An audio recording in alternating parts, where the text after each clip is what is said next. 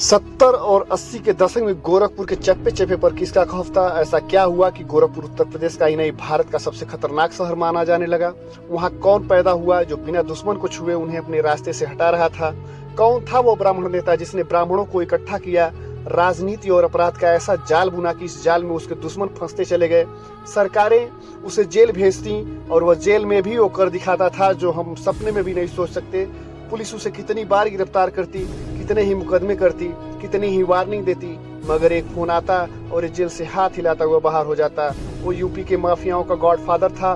फिर एक दिन ऐसा क्या हुआ कि एक दिन गॉडफादर को अपनी जान बचानी भारी पड़ गई। ऐसा क्या हुआ उत्तर प्रदेश में जो सरकार गैंगस्टर एक्ट लागू करने पर मजबूर हो गई। फिर भी उत्तर प्रदेश में खून की होलियां कम नहीं हुई और 22 साल तक माफियाओं का गॉडफादर कैसे रणनीति खेल करके हर वक्त बेदाग जिया। मित्रों नमस्कार, मैं सुनील यादव गोरखपुर उत्तर प्रदेश से आपके अपने इस YouTube चैनल पे आप सभी का हार्दिक स्वागत और अभिनंदन करता हूं।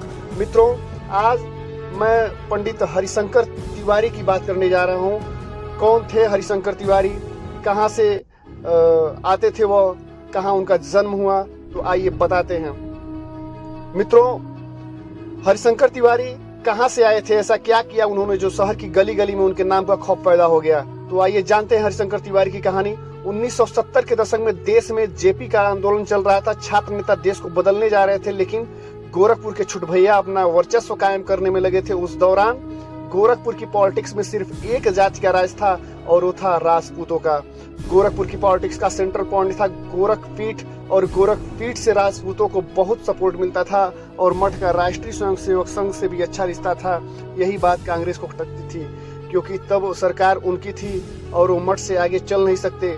5 अगस्त 1933 को उत्तर प्रदेश के गोरखपुर जिले के चिल्लूपार में भोलानाथ जी के घर हरिशंकर तिवारी का जन्म हुआ।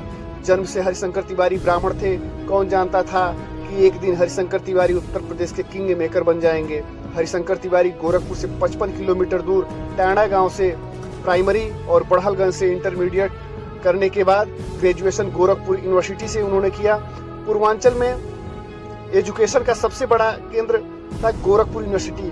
देश में जेपी आंदोलन सियासत के नए चेहरे जन्म दे रहा था। इस आंदोलन से कई युवा प्रभावित हुए और छात्र राजनीति में कूद पड़े। इसी दौरान गोरखपुर यूनिवर्सिटी में हरिशंकर तिवारी और बलवंत सिंह छात्र नेता हुए। दोनों में वर्चस्व को लेकर के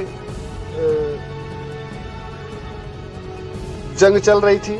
खास बात यह थी कि इन्होंने छात्र राजनीति में जातिवाद का प्रयोग शुरू कर दिया। कहानी में एक्शन तब आया जब गोरखपुर यूनिवर्सिटी में वीरेंद्र प्रताप शाही की एंट्री हुई। वीरेंद्र प्रताप शाही इससे पहले बस्ती जिले में रहते थे और वहां के पूर्व विधायक राम किंकर के करीबी माने जाते थे, लेकिन राम किंकर से किसी कारण बस संबंध खराब हो गए और वीरेंद्र शाही बस्ती छोड़कर के गोरखपुर आ गए। तभी बलवंत सिंह और वीरेंद्र शाही में नजदीकियां बढ़ने लगी।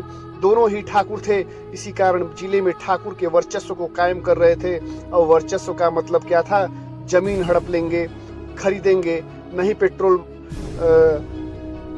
पेट्रोल भरा लेंगे, पैसा नहीं देंगे, कोई आंख मिला करके बातें नहीं करेगा। सुनने में ये बड़ा दिलचस्प लगता है, पर इस वर्चस्व से जुड़ा था पैसा। पूर्वांचल की पॉलिटिक्स में एक और छुट भैया तेजी से अपनी पहचान बना रहे थे। नाम था रविंद्र सिंह।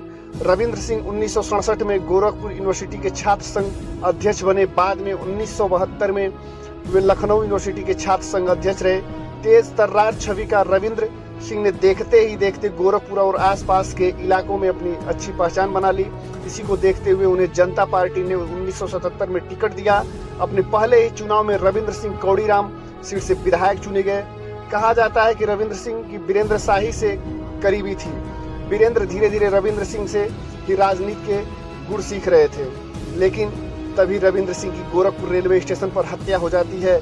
यह ऐसी घटना थी जिसने छात्र राजनीति में जातिवाद के जहर को गोरखपुर समेत आसपास के तमाम जिलों में फैला दिया।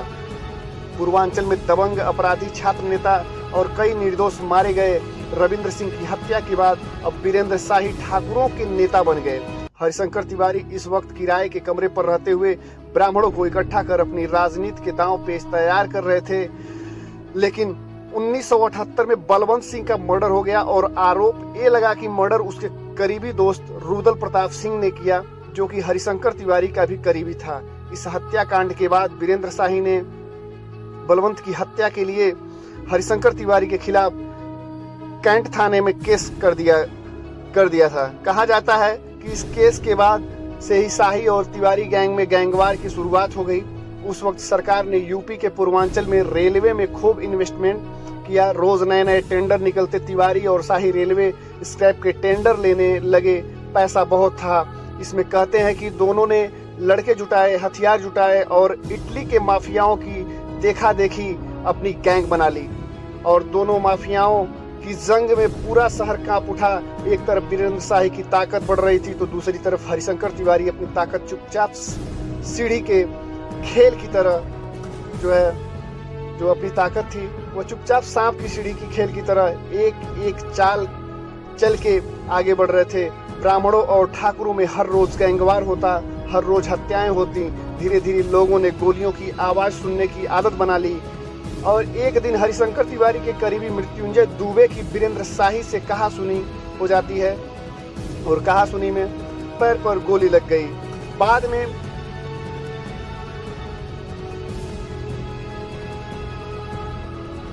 बाद में गैंग्रीन के कारण उनकी मृत्यु भी हो गई। वीरेंद्र शाही को कुछ देर बाद खबर मिली कि उनके करीबी बच्चा पांडे की गैंग में हत्या हो गई। शाही के सपोर्टर डेड बॉडी लेकर के लौटने लगे। इसी दौरान हरिशंकर तिवारी के 3 करीबी लोग रास्ते में मिल गए। इन तीनों की गोलियों से बेपनाह भून दिया गया। जवाब में शाही गैंग के लोगों की हत्याएं हुई और ये गैंगवार का सिलसिला चलता रहा। हरिशंकर तिवारी अब किराए के कमरे से निकल करके बड़े घर में शिफ्ट हो गए। उनको कुछ बड़ा करना था। उन्होंने अपने घर का नाम रखा हाता और वीरेंद्र शाही के घर का नाम रखा गया शक्ति सदन। हाता ब्राह्मणों के लिए था और शक्ति सदन ठाकुरों के लिए। पूरे गोरखपुर में शक्ति सदन बनाम हाता की महाभारत हो गई। 1980 में महाराजगंज की लक्ष्मीपुर विधानसभा सीट पर वीरेंद्र शाही ने चुनाव लड़ा और जीत भी मिली और यहीं से इनका नाम शेरे पूर्वांचल हो गया। 1980 के चुनाव में वीरेंद्र शाही ने अमरमणि त्रिपाठी को मात दी। वही अमरमणि त्रिपाठी जो हरिशंकर तिवारी को अपनी पॉलिटिक्स के गुरु मानते थे। दोनों की ताकत ये थी कि प्रशासन भी इनके गैंग के पीछे नहीं पड़ता। दोनों की लड़ाई सिर्फ गोरखपुर शहर तक सीमित नहीं रही बल्कि आसपास के जिलों तक फैल गई। यह वह दौर था जब गोरखपुर में आन बान शान के नाम पर गोलियां चल जाती। ऐसी घटनाएं आम हो गई थी। हरिशंकर तिवारी ने सोशियोलॉजी में पीएचडी शुरू की लेकिन उसे बीच में ही छोड़ दिया। अब प्रत्यक्ष रूप से तिवारी को कांग्रेस और शाही को जनता पार्टी सपोर्ट कर रही थी। तिवारी के खिलाफ उसी दौरान दर्जनों मुकदमे दर्ज हुए। हत्या की कोशिश, वसूली, सरकारी काम में बाधा जैसे कई मामले थे। हत्याएं तो हो ही रही थीं और हत्या की कोशिश का मकसद लोगों को डराना था। वो चाहते तो मार भी सकते थे और विक्टिम भी कई दिनों तक अस्पताल में खून चढ़ाने के बाद जब बिगड़ी शक्ल के साथ बाहर आता तो बाकी लोगों की रूहें कांप जाती। क्योंकि वसूली तो सर्वाइकल टैक्स के सरकारी काम में बाधा मतलब टेंडर छीन करके भाग लेना, नाके पर पुलिस को थप्पड़ जड़ देना, गाड़ी चेक ना करवाना, धुआं फेंक की जीप लेकर घूमना, अवैध हथियार से फायरिंग करना, इसका अलग केस बनता है। पुलिस रोके तो उसी के हथियार छीन करके फायर कर देना। हरिशंकर तिवारी ने railway cycle stand, railway scrap से लेकर बालू तक में अपना हाथ आजमाया और जमा भी लिया। 80 के दशक में उस वक्त के मुख्यमंत्री नारायण दत्त तिवारी ने राष्ट्रवाद के तहत तिवारी को जेल भेज दिया। हरिशंकर तिवारी का काम बंद हो गया लेकिन हरिशंकर तिवारी को मालूम था कि माफिया के तौर पर वो लंबी पारी तभी खेल सकते हैं जब उनका राजनीति में दखल हो। कहने का मतलब यह है कि राजनीति एक ऐसा धंधा है जिसमें चोर भी साहूकार बन जाते हैं। तिवारी ने किसी राजनेता को अपना गॉडफादर बनाने की जगह खुद ही उस जगह पर जाने की ठान ली। 1985 में उन्होंने चिल्लू पार से निर्दलीय चुनाव लड़ा। उनके चाहने वालों ने उनका जमकर प्रचार किया। रिजल्ट आया, कांग्रेस के मार्कंडे चंद को 21,000 वोटों से तिवारी ने हरा दिया। इतिहास में ऐसा पहली बार हुआ कि किसी इंसान की क्रिमिनल इमेज होने के बावजूद जेल में रहकर उसने चुनाव जीता और जेल से चुनाव जीतने के बाद तिवारी ने कभी पीछे मुड़ करके नहीं देखा। लेकिन उत्तर प्रदेश के मुख्यमंत्री बने वीर बहादुर सिंह और वीर बहादुर सिंह के राज में गैंगवार को कम करने और अपराधियों को सबक सिखाने के लिए अलग से गैंगस्टर एक्ट लेकर के आ गए और विधायक बने हरिशंकर तिवारी पर एक्ट लगा दिया गया, मगर तब हरिशंकर तिवारी विधायक बन चुके थे। अपराध के ऊपर खुद को ऐसा पेश किया कि वो प्रशासन से डरते तो क्या प्रशासन की जरूरत बन गई। कांग्रेस प्रत्याशी को चुनाव हराने के बावजूद तिवारी कांग्रेस की भी पसंद बन गए। कारण यह था कि उस वक्त ब्राह्मणों के सबसे बड़े नेता थे। पंडित कमलापति त्रिपाठी हरिशंकर तिवारी ने बड़हलगंज में ब्राह्मणों का एक फंक्शन ऑर्गेनाइज किया और उस फंक्शन में इनवाइट किया खुद कमलापति त्रिपाठी को। जब फंक्शन खत्म हुआ और तिवारी कमलापति त्रिपाठी को छोड़ करके वापस जाने लगे तो पुलिस के ग्रुप ने हरिशंकर तिवारी पर बंदूक तान ली और अचानक उनको गिरफ्तार कर लिया। ये बातें जब लोगों को पता चली तो लोगों ने जय जय शंकर, जय हरिशंकर के नारे लगाए। यह बात कमलापति त्रिपाठी तक पहुंच गई। उन्होंने तुरंत मुख्यमंत्री वीर बहादुर सिंह से बात की और हरिशंकर तिवारी को जेल से निकलवा दिया। कांग्रेस ने जो सम्मान कमलापति त्रिपाठी को दिया उतना ही मान सम्मान हरिशंकर तिवारी को भी दिया। पहला चुनाव 1985 में निर्दलीय लड़े, वह चुनाव जीते और 1998 में जाकर के अपनी खुद की पार्टी अखिल भारतीय लोकतांत्रिक कांग्रेस पार्टी बनाई और लगातार 1985 से 2007 तक 6 बार विधायक बन करके और उन्होंने इतिहास रचा। कहते हैं कि 1998 में तो कल्याण सिंह ने बसपा को तोड़ करके बनाई सरकार में भी साइंस और टेक्नोलॉजी मंत्री बनाए गए हरिशंकर तिवारी, और 2001 में राजनाथ सिंह की भाजपा सरकार हो या फिर 2002 में मायावती की बसपा सरकार या 2003 और 2003 में मुलायम सिंह की सरकार या फिर कांग्रेस या कोई भी सरकारें आती जाती रही, लेकिन हरिशंकर तिवारी हर सरकार के मंत्री बन जाते। सरकार चाहे किसी की भी हो, लगातार 22 साल तक ये विधायक बन के रहे। तेज तर्रार दिमाग की वजह से क्रिमिनल्स की पहली पसंद बने। असल में चिल्लू पार गांव का रहने वाला श्री प्रकाश शुक्ला भी उनका दुश्मन था और कहीं ना कहीं वो मोहरा भी उसने उत्तर प्रदेश की राजधानी लखनऊ में सरेआम AK-47 से तिवारी के सबसे बड़े दुश्मन वीरेंद्र प्रताप शाही का मर्डर कर दिया। 1997 में इस मर्डर के बारे में बातें होने लगी, इसमें हरिशंकर तिवारी का हाथ था, जबकि शुक्ला खुद भी हरिशंकर तिवारी को मारना चाहता था क्योंकि श्री प्रकाश शुक्ला चिल्लू पार से विधायक बनना चाहता था। वैसे उसकी बात में दम था, वो सिरफिरा था। उसने बिहार के नेता ब्रिज बिहारी प्रसाद का मर्डर किया। इस हिसाब से वो किसी दिन तिवारी को भी मार सकता था। खुद बात जो है, शुक्ला को मुख्यमंत्री कल्याण सिंह को मारने की सुपारी भी मिली। कहते हैं कि तिवारी धन बल, बाहुबल और हथियारों के जरिए अपराधियों को पनाह देते थे। उसने हमेशा मोहरों का इस्तेमाल किया। श्री प्रकाश शुक्ला भी उसका मोहरा है। 1993 में जब श्री प्रकाश शुक्ला ने अपना पहला मर्डर किया तभी उसे हरिशंकर तिवारी ने ही सपोर्ट किया था। उसकी भारत से बैंकॉक भागने में मदद भी की। शुक्ला चाहता था मैं वापस आऊंगा तो हरिशंकर तिवारी की सीट लूंगा, इसी कारण वो हरिशंकर तिवारी के पीछे हाथ धोकर के पड़ गया। शाही की लखनऊ में हत्या भले ही श्री प्रकाश ने की, मगर माफिया की दुनिया में कद हरिशंकर तिवारी का बड़ा हुआ। लेकिन हरिशंकर तिवारी को श्री प्रकाश शुक्ला से डर भी लगने लगा। पूर्वांचल के शुरुआती गैंगवार को करीब से देखने और जानने वाले लोग बताते हैं कि हरिशंकर तिवारी ने लाख कोशिश की कि वीरेंद्र शाही को मारने की, पर वो मार नहीं पाए। खुद उन्हें भी अंदाजा नहीं था कि उनकी गैंग का गुर्गा श्री प्रकाश शुक्ला इस हत्याकांड को इतना आसानी से अंजाम दे सकता है। जानने वाले बताते हैं कि वो बिल्कुल बेखौफ किस्म का अपराधी था, जो किसी को मारने के लिए ठान लेता था तो उसे पाताल से भी निकाल करके मार के ही दम लेता। बड़े बड़े माफिया, गैंगस्टर, पुलिस, राजनेता और बाहुबली भी हैरान थे कि 25 साल के लड़के श्री प्रकाश शुक्ला ने बाहुबली विधायक को सरेआम मार दिया। लाजमी था कि हरिशंकर तिवारी को अपने कट्टर दुश्मन वीरेंद्र शाही की हत्या से खुश होते, लेकिन ऐसा नहीं हुआ। तिवारी तो शाही की हत्या के बाद घबराने लगे। उन्हें डर सताने लगा कि एक दिन ऐसे भी उनकी हत्या भी हो सकती है, और इस डर की वजह था श्री प्रकाश शुक्ला। इस हत्या के डर से श्री प्रकाश के पिता को तिवारी अपने साथ रखते। पूर्वांचल ये मान चुका था कि श्री प्रकाश शुक्ला को रोकना या टकराना किसी के बस की बात नहीं है।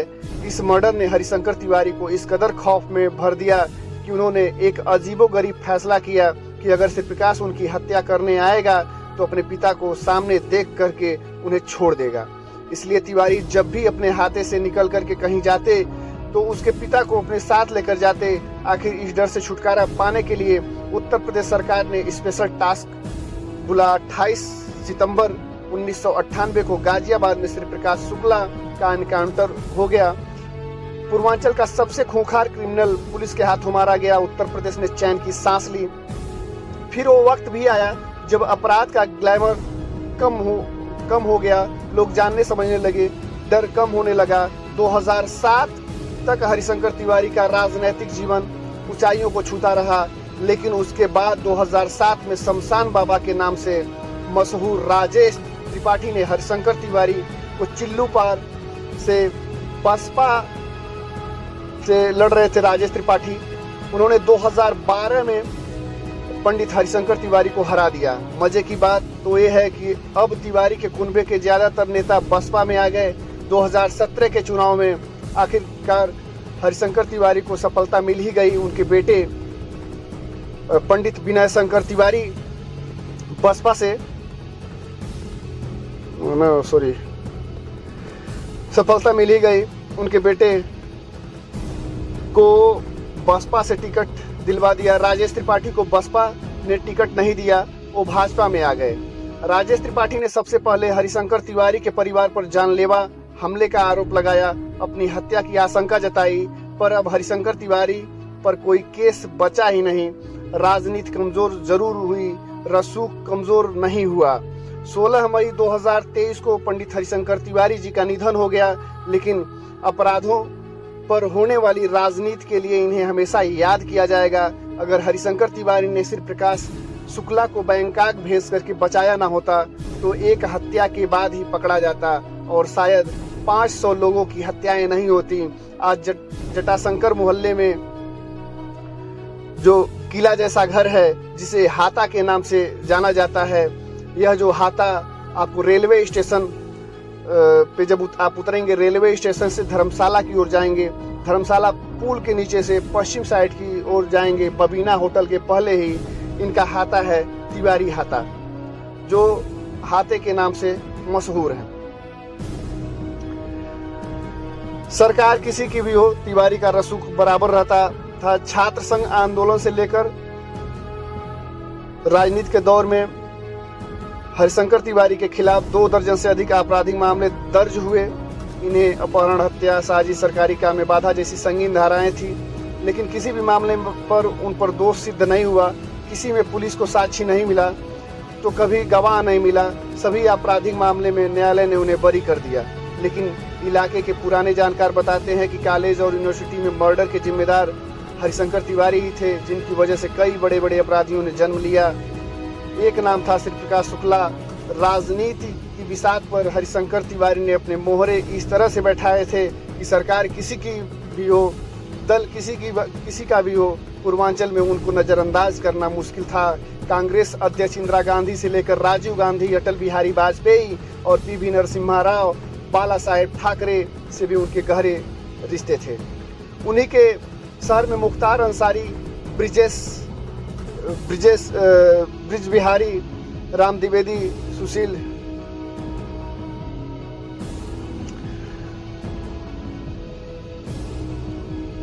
उन्हीं के शहर में मुख्तार अंसारी, ब्रिजेश सिंह, राम द्विवेदी, सुशील शर्मा, राजन तिवारी जैसे कई खूंखार दबंग पैदा हुए। तो ये थी पूर्वांचल के प्रसिद्ध विवादित नेता पंडित हरिशंकर तिवारी के जिंदगी के कुछ अनसुनी कहानी। ये थी पंडित हरिशंकर तिवारी की जिंदगी की कहानी। मित्रों, अगर यह वीडियो अच्छी लगी हो तो प्लीज़ इसे लाइक करें, शेयर करें और मेरे नहीं अपने इस चैनल को सब्सक्राइब ज़रूर करें। इसी के साथ धन्यवाद, नमस्कार।